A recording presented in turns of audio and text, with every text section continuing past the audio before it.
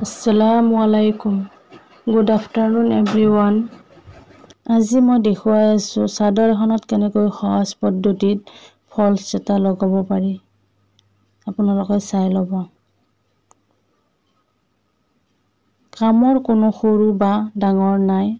সকলো কামে সমান গুৰুত্বপূৰ্ণ আৰু কোনো কামকে সৰু বুলি ভবা উচিত নহয়নে? সকলো কামকে শ্ৰদ্ধা কৰিব লাগে, সেয়া সৰু বা ডাঙৰ যেই নহওক কিয়। সকলো কামক সমান দৃষ্টিৰে চালে জীৱনত সফলতা লাভ কৰিব পাৰি।